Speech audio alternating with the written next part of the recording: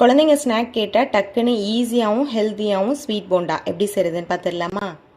இது செய்கிறதுக்கு ஒரு ட்ரையான மிக்ஸி ஜார் எடுத்துக்கோங்க. இதில் இப்போ 1/2 கப் அளவுக்கு சுகர் சேர்த்துக்கோங்க. இது கூட ஃப்ளேவருக்காக 2 ஏலக்காய் சேர்த்துக்கோங்க. இதை நல்லா அரைச்சி எடுத்துகிட்டு வந்துடுங்க.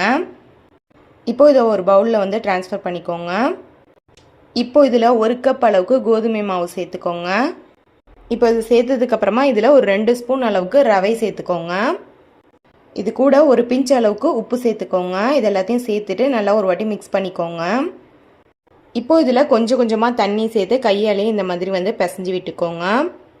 பேட்டரோட கன்சிஸ்டன்சி ரொம்ப தண்ணியாகவும் இருக்கக்கூடாது, அதே மாதிரி கெட்டியாகவும் இருக்கக்கூடாது. இந்த கன்சிஸ்டன்சியில் வந்து பிசைஞ்சு எடுத்துக்கோங்க.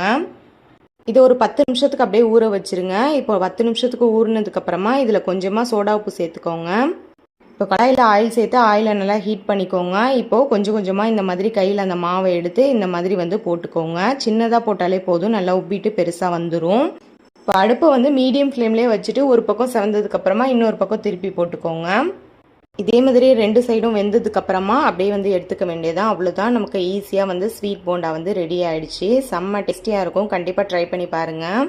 நம்ம இன்றைக்கி ஹெல்த்தியாக கோதுமை மாவில் தான் போண்டா செஞ்சுருக்கோம். செம்ம டேஸ்டியாக இருக்கும், ஹெல்த்தியாகவும் இருக்கும். ட்ரை பண்ணி பார்த்துட்டு எப்படி இருந்துச்சுன்னு கமெண்ட்டில் சொல்லுங்கள். வீடியோ பிடிச்சிருந்தா லைக் பண்ணிவிட்டு மறக்காமல் நம்ம சேனலை சப்ஸ்கிரைப் பண்ணிக்கோங்க. தேங்க்ஸ் ஃபார் வாட்சிங்.